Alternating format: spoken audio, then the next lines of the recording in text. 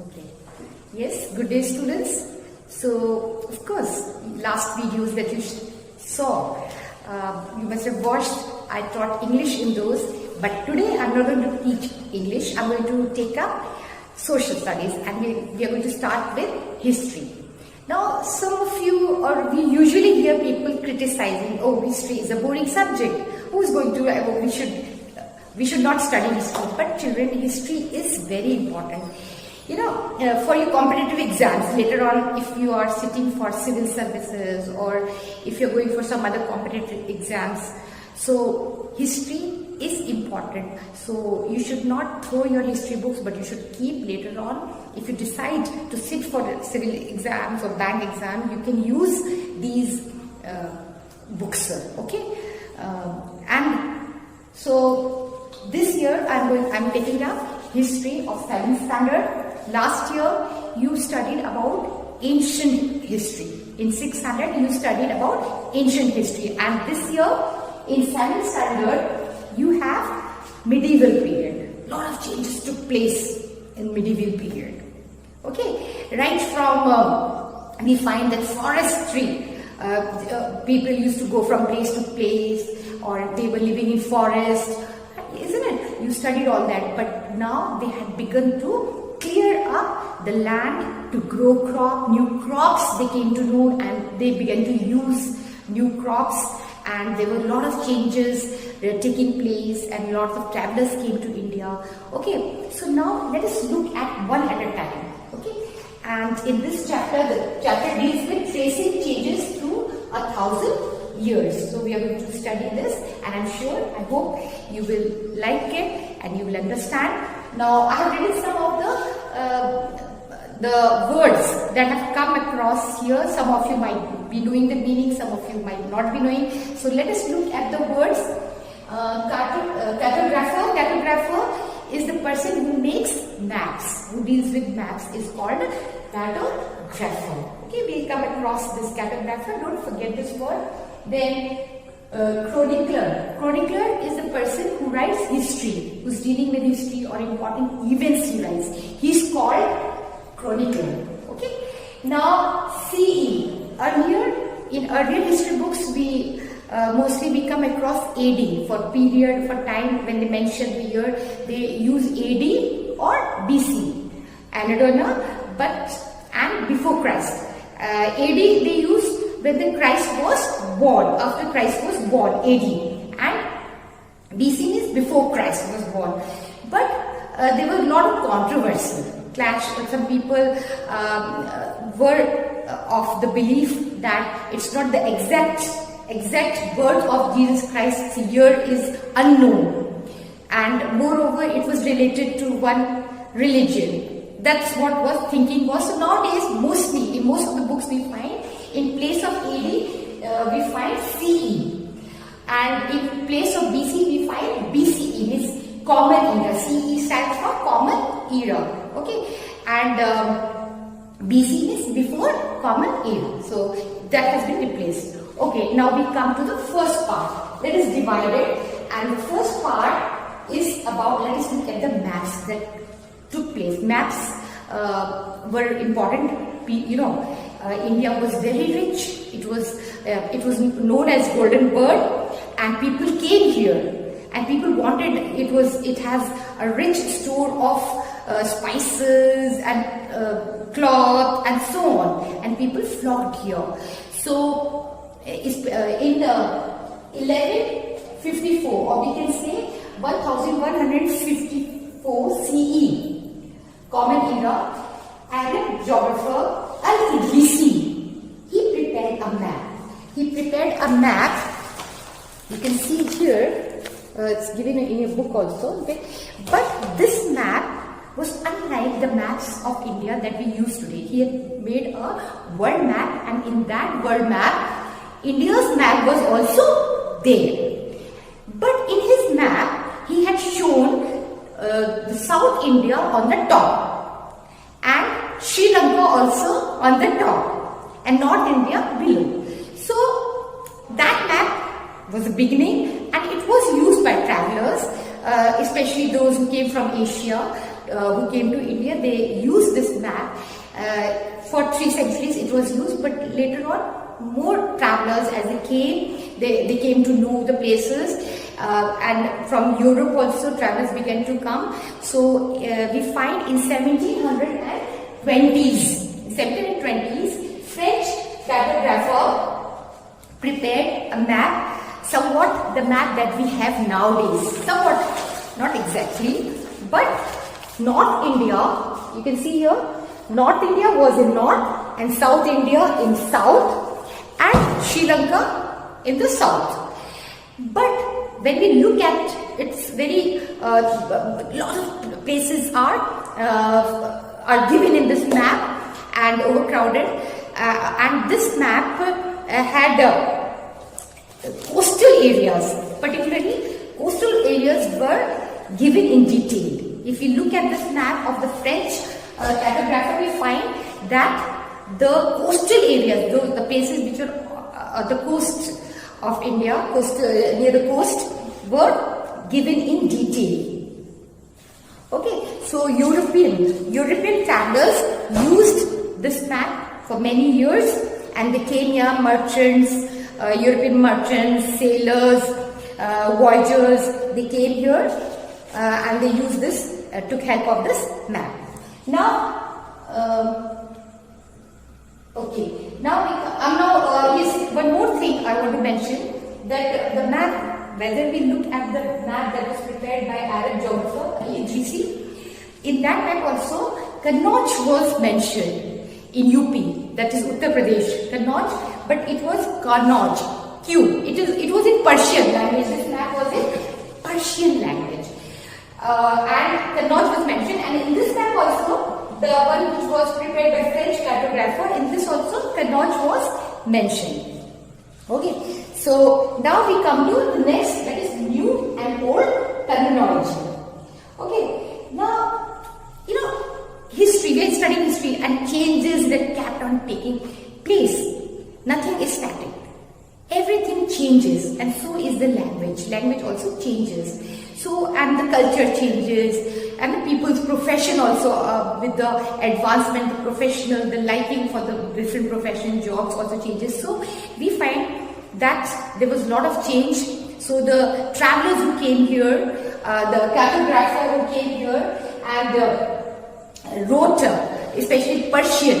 They wrote in Persian. Persian was very, literature was very rich. So those who came here, the Persian that they used is quite different from the Persian that was used later on.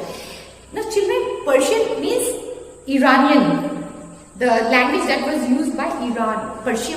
Iran was known as Persia. Okay, it had a rich culture. Literature, culture, rich culture. So, the Persian in the 13th century, the word Hindustan was used by Persian chronicler. So, Hindustan word was used by Minhas is Siraj. I'll write the name on the blackboard. Minhas Siraj. Minhas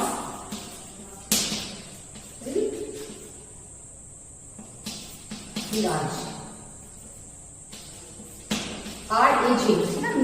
Okay. Minhaj is Siraj. Minhaj. Is Siraj. I hope you've got this. Minhaj is Siraj.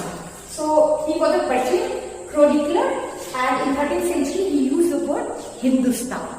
But children, the word Hindustan in 13th century that was used had a different meaning what we understand now. At that time,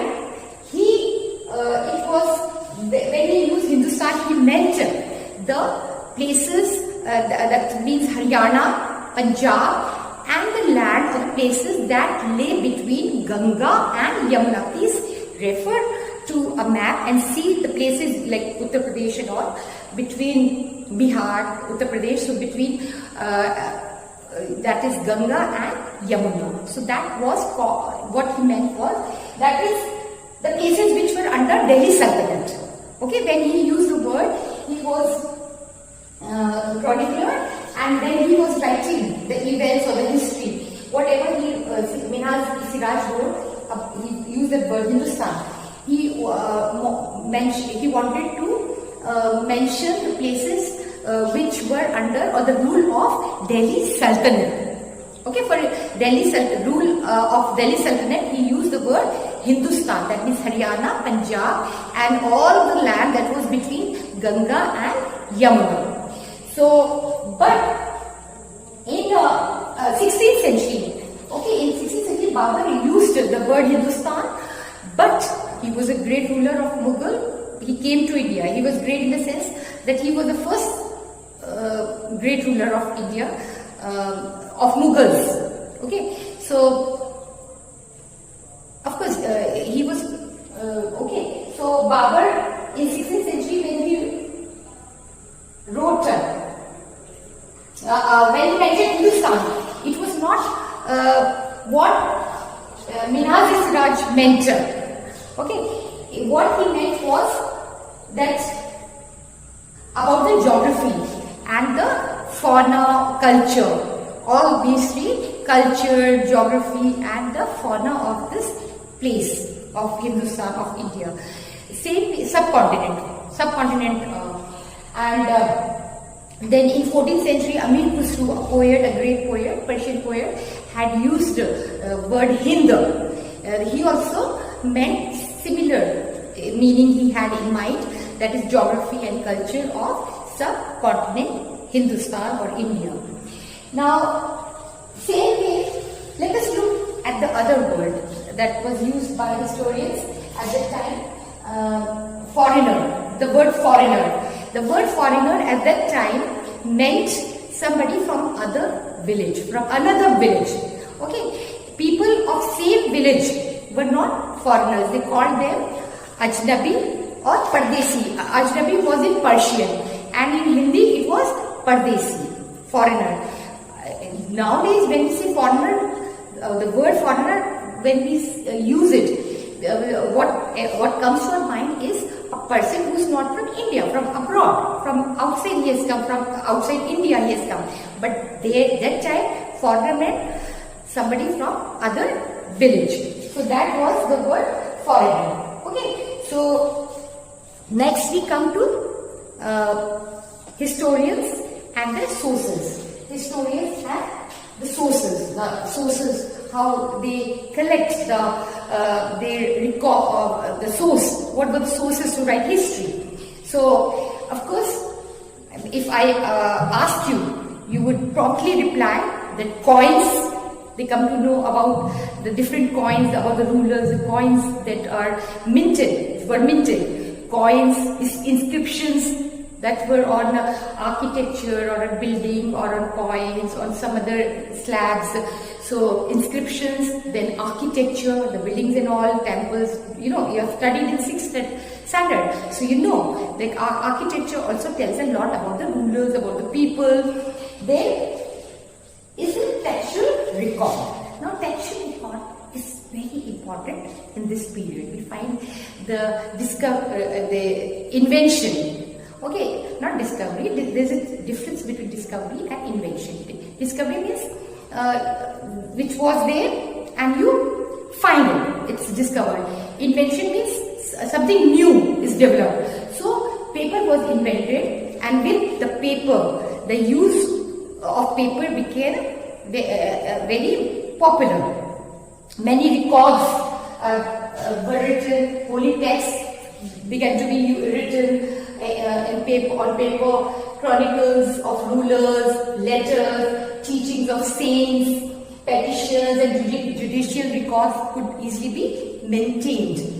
Then manuscripts were collected by wealthy people, by temples, by monasteries, by rulers, and placed in library or archives. Now archives, another word that has come here, archives. Archives is a place where manuscripts or important documents are kept safely. Our state and our states and our country in center also has such archives where records are kept safely. Now, when we talk about, though paper was available, but printing press was not there. In the beginning, printing press was not there. So most of the records were written by hand. It is called manuscript. They were written by hand. And when things are written by hand, okay, original was written by hand, then the scribes, S-C-R-B-E-S, scribe means the person who copies, is a scribe. So copies these manuscripts. So scribes used to write them or copy them. But in copying, the original text was missed. How?